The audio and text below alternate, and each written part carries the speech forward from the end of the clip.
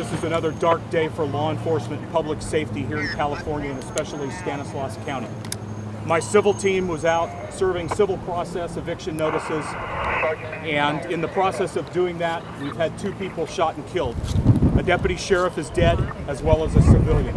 At this point, we believe the suspect is barricaded inside of the apartment complex. We don't know anything about him.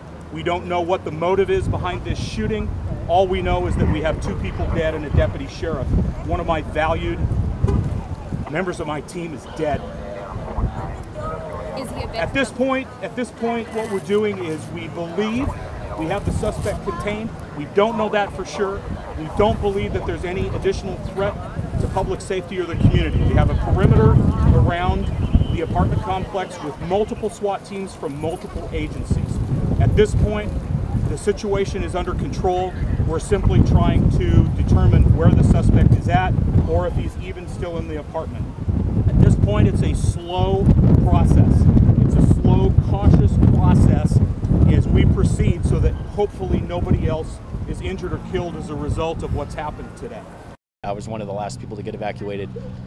They had me run to the back alley, out the side, out to where we are right now. Very, very quickly. Not a lot of notice, but it happened pretty fast. Yeah.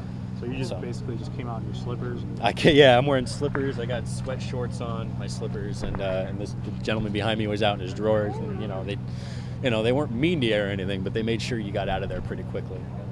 I was woke up in the morning from a bunch of friends texting me like, "Hey, are you okay?" And I was, I didn't respond. And later, I finally called one of my friends back. They said something was going on in my neighborhood outside.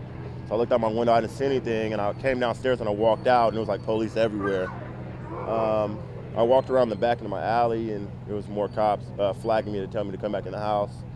So I came back in the front, and there was more cops on the other side of the gate telling me to get back in the house. So I just waited, turned on the news, and then just waited to be evacuated.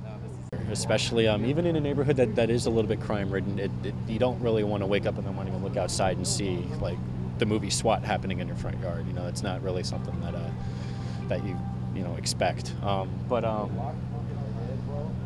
Kind of, I don't know, you kind of just got to suck it up and do it, for the safety of yourself and the people around you. You just got to get out, you know what I mean? But there's going to be a lot of questions, obviously, about, who he is or why he did it. But it is kind of crazy when the front page news story is happening right outside your front door.